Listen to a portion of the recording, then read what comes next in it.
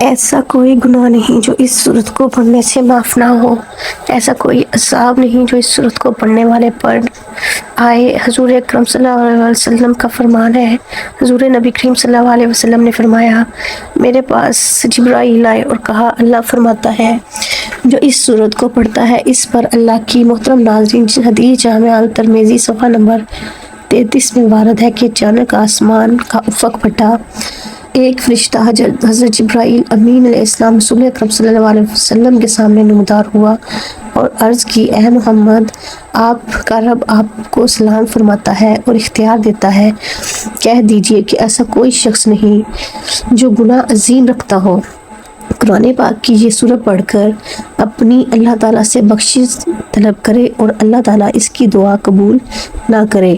اللہ سبحانہ تعالیٰ۔ محترم ناظرین، حضرت ابن عباس رضی اللہ عنہ فرماتے ہیں، ہم رسول اکرم صلی اللہ علیہ وسلم کے پاس بیٹھے تھے اور حضرت جبرائیل امین سرگوشی کر رہے تھے کہ اتنے میں آسمان کا افق پھٹا اور حضرت جبرائیل امین علیہ السلام سکڑ گئے، ان کا بعض جسم بعض کے ساتھ داخل ہونے لگا اور وہ زمین کے ساتھ مل گئے۔ بس اچانک ایک اور فرشتہ رسول اکرم صلی اللہ علیہ وسلم کے سامنے نمودار ہوا اور عرض کی، اے محمد، آپ کا رب آپ کو اختیار دیتا ہے کہ آپ صاحب حکومت نبی بنے یا عبادت گزار بندے۔ رسول اکرم صلی اللہ علیہ وسلم نے فرمایا، اس وقت حضرت جبرائیل امین علیہ السلام نے اپنے ہاتھ کے ساتھ اشارہ کیا کہ پستی اختیار کی جائے۔ بس میں نے پہچانا کہ یہ مجھے نصیحت کر رہے ہیں۔ میں نے کہا، عبادت گزار نبی بننا چاہتا ہوں۔ بس وہ فرشتہ آسمان کی طرف چڑھ گیا۔ پھر میں نے کہا، اے جبرائیل، میں تم سے اس کے متعلق پوچھنا چاہتا تھا، مگر جب میں نے تیرا حال دیکھا تو روک دیا۔ اے جبرائیل، یہ کون تھا؟ عرض کیا، اسرافیل علیہ السلام تھے، جس دن سے اللہ تعالیٰ نے انہیں پیدا فرمایا ہے، تب سے یہ خدا تعالیٰ کے حضور صف بستہ کھڑے ہیں اور خدا تعالیٰ کے سامنے کبھی نظر نہیں اٹھائی اس کے اور رب تعالیٰ کے درمیان نور کے 70 حجاب ہے، کوئی نور بھی ایسا نہیں مگر جب یہ اس کے قریب ہو جائے تو جل جائے۔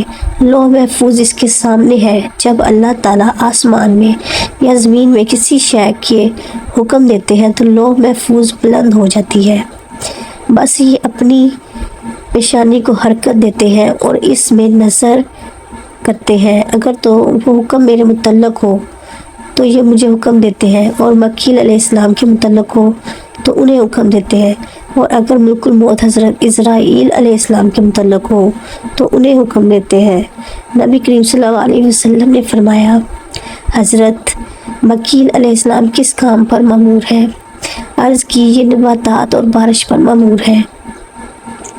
ملک الموت کس کام پر مقرر کی؟ عرض کی، یہ روح قبض کرنے پر۔ حضرت جبرائیل امین السلام نے عرض کی، میں نے گمان کیا اسرافیل علیہ السلام اترنے کے متعلق کہ قیامت کے قائم ہونے کا وقت آن پہنچا ہے، اور آپ نے جو میرا حال دیکھا تھا یہ قیامت کے قائم ہونے کے خوف سے تھا کہ شاید حضرت اسرافیل علیہ السلام آپ صلی اللہ علیہ وآلہ وسلم کے پاس قیامت قائم ہونے کی اطلاع دینے آئے ہیں۔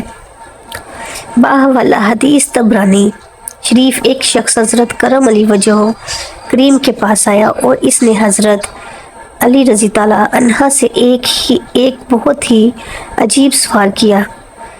اس نے کہا، کیا اللہ تعالیٰ کے پاس اتنی قدرت ہے کہ دنیا کو چھوٹا کیے بنا اور انڈے کو بڑے کیا بنا پوری دنیا کو انڈے میں ڈال دے؟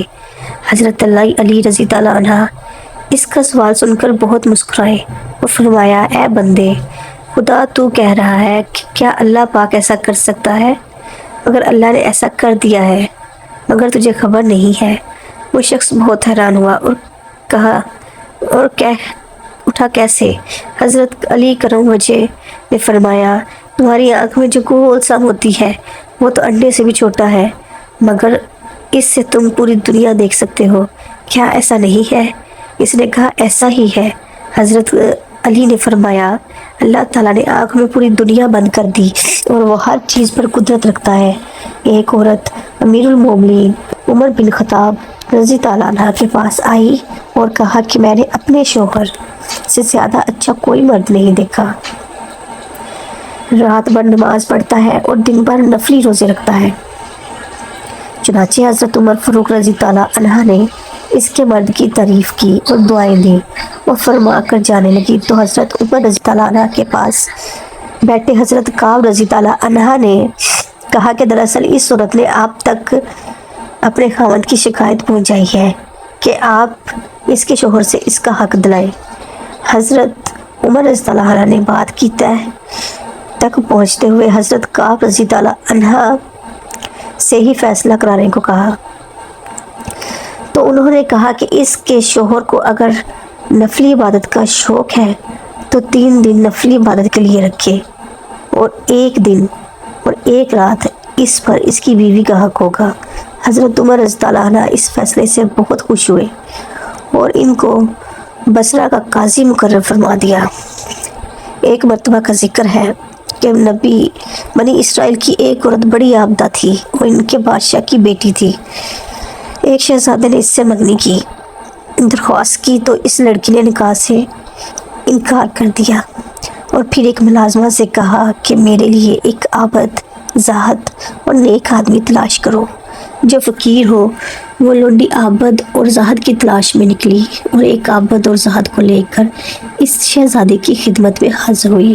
شہزادی نے اس سے پوچھا کہ اگر تم مجھ سے نکاح کرنا چاہتے ہو تو میں تمہارے ساتھ قاضی کے پاس چلتی ہوں. اس نیک شخص نے آمادگی کا اظہار کیا اور وہ دونوں قاضی کے پاس چلے گئے اور وہاں ان کا نکاح ہو گیا. شہزادی نے نکاح کے بعد اس نیک شخص سے کہا تم مجھے اپنے گھر لے چلو. وہ بولا اس کمبل کے علاوہ کوئی چیز میری ملکیت میں نہیں ہے، میں اسے رات کے وقت اوڑھتا ہوں اور دن کے وقت پہنتا ہوں. شہزادی نے کہا میں تیرے حال پر راضی ہوں، اور یہ کہہ کر شہزادی اس نیک شخص کے ساتھ چل دی. وہ نیک شخص دن بھر محنت مزدوری کرتا اور شام کے لیے اتنا جمع کر لیتا جس سے وہ اور شہزادی افطار کر سکے. شہزادی بھی دن بھر روزہ رکھتی اور شام کو افطار کے بعد اللہ تبارک و تعالیٰ کا شکر ادا کرتی تھی اور کہتی اب میں عبادت کے لیے فارغ ہوئی.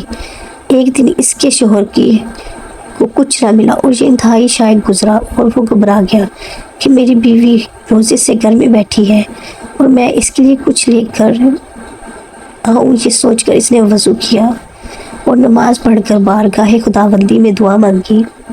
اے اللہ پاک تو جانتا ہے میں نے تجھ سے دنیا کے لیے کچھ طلب نہیں کیا، میں تجھ سے اپنی نیک بیوی کی رضامندی کے لیے یہ طلب کرتا ہوں تو مجھے اپنے پاس سے رزق عطا فرما، تو ہی بہترین رازق ہے.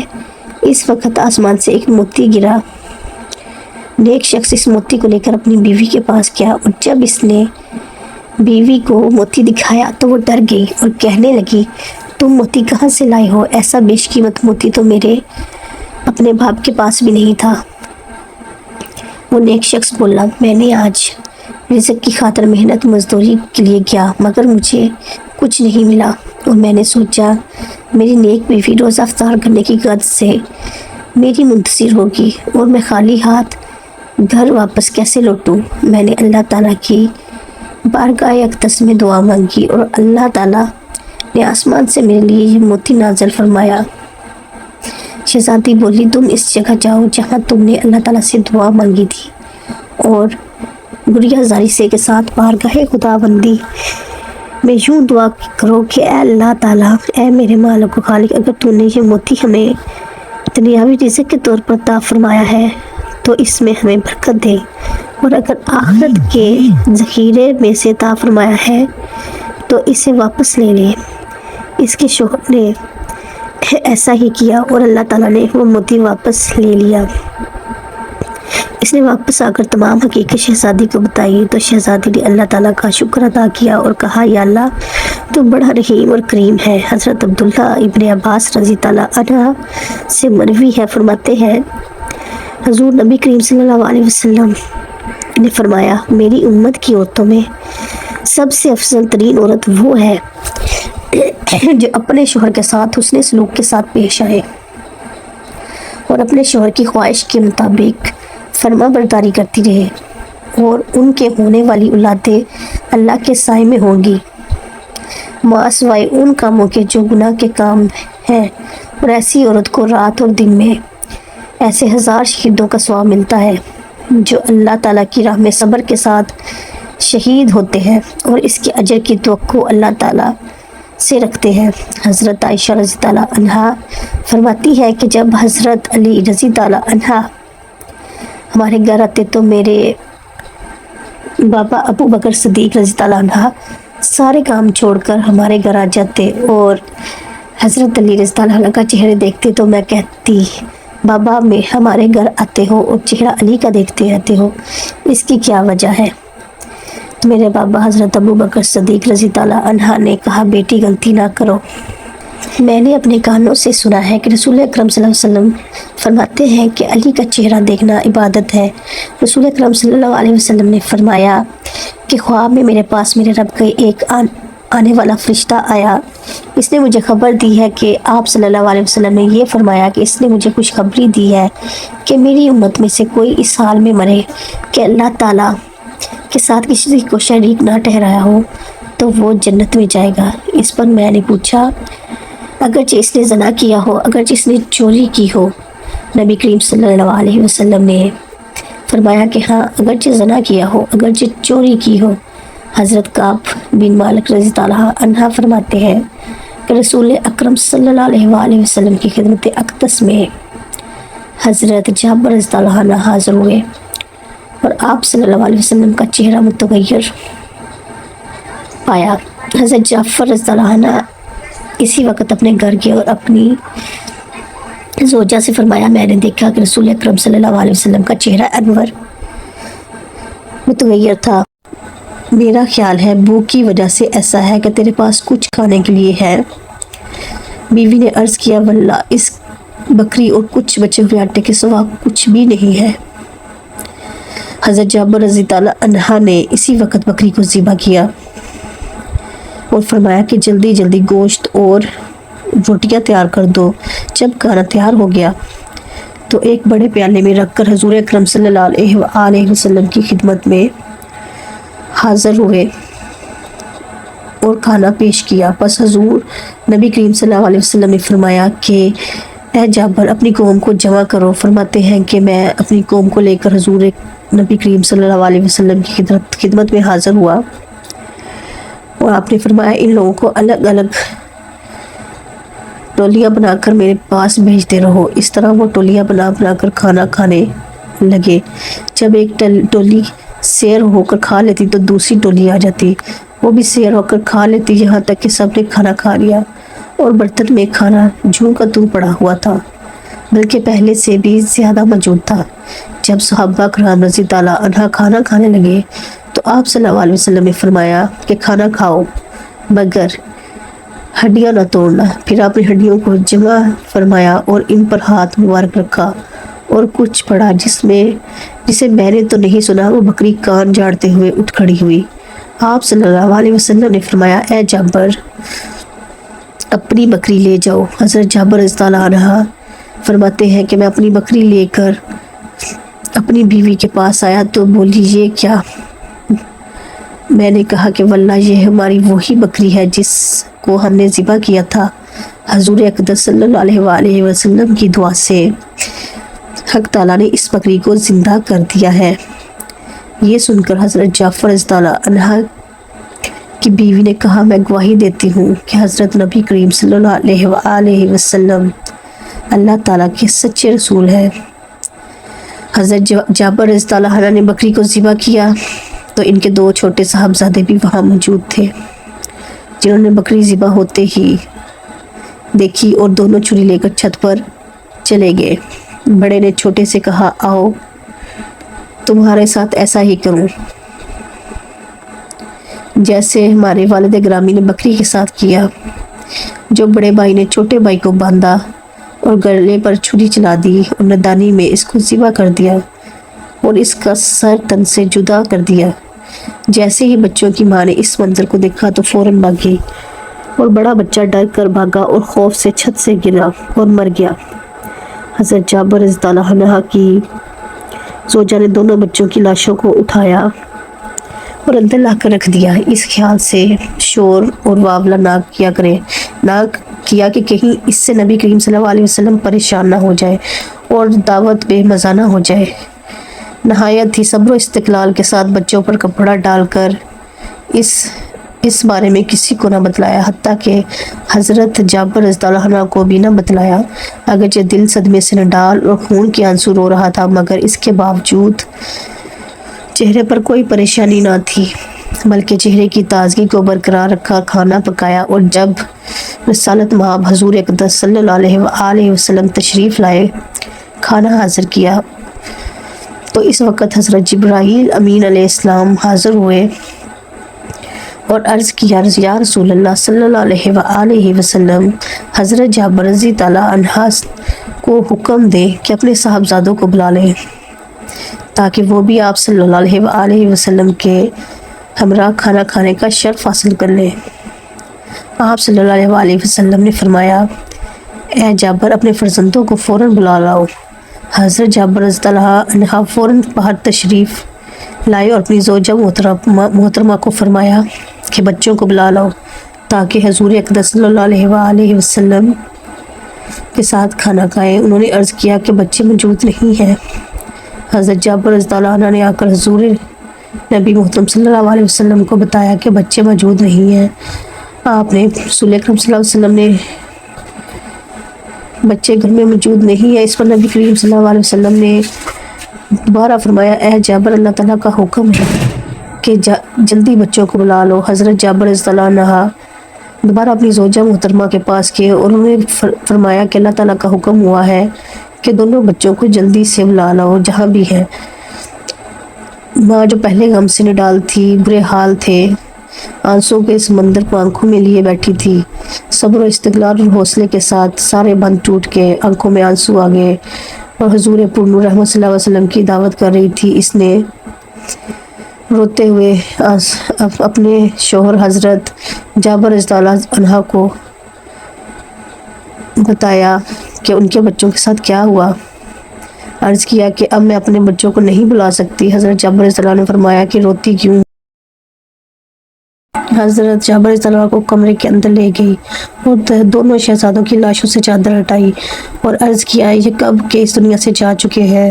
میں تو آپ صلی اللہ علیہ وسلم کے آرام کی خاطر بڑے حوصلے اور صبر کے ساتھ سب کچھ برداشت کر کے خدمت نبی پاک صلی اللہ علیہ وسلم سے دین و آخرت سنوار رہی تھی۔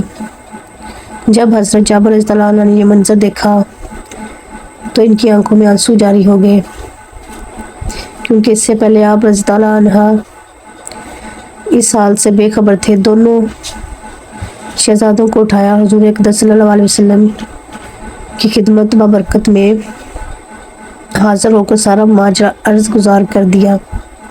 جو ہی حضرت جابر رضی اللہ عنہ نے دونوں صاحبزادوں کی لاشوں کو حضور اقدس صلی اللہ علیہ وسلم کے قدموں میں رکھا تو سارا گھر غمزدہ ہو گیا، اور ماں کی ممتا جو پہلے ادب حضور اقدس اور آرام احمد مجتبیٰ صلی اللہ علیہ وسلم کے لیے خاموش تھی، زار و قطار رونے لگی۔ اللہ تعالیٰ نے حضرت جبرائیل امین علیہ السلام کو حکم دیا کہ جاؤ میرے محبوب کبریائی صلی اللہ علیہ وسلم کی خدمت میں حاضر ہو کر میرا پیغام دو کہ اے محبوب، دعا آپ فرمائیں، ان کو زندہ ہم کر دیں گے۔ چنانچہ حضور نبی کریم صلی اللہ علیہ وسلم نے اپنے دستے مبارک دعا کے لیے بلند کیے، ابھی ہاتھ واپس نہ آئے تھے کہ دونوں شہزادے زندہ ہو کر اٹھ کھڑے ہوئے۔ وہ گھر جو پہلے دونوں صاحبزادوں کی موت سے افسردہ اور غم زدہ تھا، اب خوشی سے پھولے نہ سما رہا تھا۔ حضور اقدس صلی اللہ علیہ وسلم نے دونوں شہزادوں کے ساتھ مل کر کھانا تناول فرمایا۔ سبحان اللہ۔ تو ناظرین محترم، وقت کی نزاکت کو مد نظر رکھتے ہوئے آپ کو صورت کے بارے میں بتاتے ہیں، جس کے بارے میں حضور اکرم صلی اللہ علیہ وسلم نے فرمایا کہ میرے پاس جبرائیل علیہ السلام آئے اور عرض کی، جو اس صورت کو تلاوت کرتا ہے اللہ تعالیٰ اس کے تمام گناہوں کو بخش دیتا ہے، اس کی دعا قبول کر لیتا ہے، اس پر کوئی عذاب نہیں آتا، اس کے تمام دعائیں قبول کی جاتی ہیں، اور جو شخص صبح شام اس صورت کی تلاوت کرتا ہے اس کی روزی میں برکت ہوگی، عذاب قبر سے بچا رہے گا، موت کے وقت اس کی روح کے واسطے جنت میں داخل کے لیے تمام دروازے کھل جائیں گے۔ تو پیارے ناظرین، پیارے مسلمان بہن بھائیوں، وہ صورت واقعہ ہے۔ ناظرین، اس صورت کو پڑھنے کے لیے آپ نے سب سے پہلے وضو کرنا ہے۔ وضو کر کے ایک مرتبہ آپ نے حضور پاک صلی اللہ علیہ وآلہ وسلم کی ذات اقدس پر درود پاک کا نذرانہ پیش کرنا ہے۔ ایک مرتبہ ثواب کے لیے میرے ساتھ بھی پڑھ لیجئے۔ اللہم صلی علی محمد وعلی آل محمد کما صلیت علی ابراہیم وعلی آل ابراہیم انک حمید مجید۔ اللہم بارک علی محمد وعلی آل محمد کما بارکت علی ابراہیم وعلی آل ابراہیم انک حمید مجید۔ تو ناظرین، درود پاک پڑھنے کے بعد آپ نے سورہ واقعہ کو ایک مرتبہ تلاوت کرنا ہے، اور اس صورت کو اگر آپ صبح شام پڑھنا چاہیں تو صبح شام بھی پڑھ سکتے ہیں، ورنہ اگر آپ کو اس کو روزانہ رات کو سوتے وقت پڑھنے کا معمول بنا لیں تو ایسا کوئی گناہ نہیں جو اس صورت کی تلاوت کرنے سے معاف نہ ہو۔ ایسا کوئی عذاب نہیں جو اس صورت کی تلاوت کرنے سے یا پڑھنے والے پر آئے۔ یہ صورت اپنے پڑھنے والے کے لیے سفارشی بن کر آتی ہے اور اللہ تعالیٰ سے اس کی بخشش کروا لیتی ہے۔ اس صورت کے تلاوت کرنے والے کے لیے قبر کی منزلیں آسان کر دی جاتی ہیں، اور یہ صورت اپنے پڑھنے والے کو اللہ تعالیٰ کی بارگاہ میں بخشوانے کے لیے حاضر ہو جاتی ہے، حتیٰ کہ تلاوت کرنے والے کو بخشوا لیتی ہے۔ اس صورت کی روزانہ تلاوت کرنے والے کے لیے عذاب قبر ختم کر دیا جاتا ہے، اور اس کو نجات دلا دی جاتی ہے، اور موت کے وقت اس کی روح کے واسطے جنت میں داخلے کے لیے تمام دروازے کھول دیے جاتے ہیں۔ سبحان اللہ۔ تو ناظرین، آپ نے اس صورت کی تلاوت کو معمول بنانا ہے تاکہ آپ کی دنیا اور آخرت سنور سکے، اور دنیا آخرت کی اور قبر کی منزلیں آسان ہوں۔ دعا ہے کہ اللہ تعالیٰ کی نیکی کی بات کو سننے، سمجھنے اور اس پر عمل کرنے کی توفیق عطا فرمائے۔ میرا سنانا اور آپ کا سننا اپنی پاک بارگاہ الہی میں قبول و منظور فرمائے، آمین ثم آمین۔ ناظرین، گزارش ہے کہ آپ کو یہ ویڈیو اچھی لگے تو ویڈیو کو لائک کریں اور دوستوں کے ساتھ شیئر کریں، چینل کو سبسکرائب کریں، اور کمنٹ باکس میں اللہ تعالیٰ کے 99 ناموں میں سے کوئی ایک نام ضرور ٹائپ کریں۔ اگلی ویڈیو تک کے لیے اجازت دیجیے۔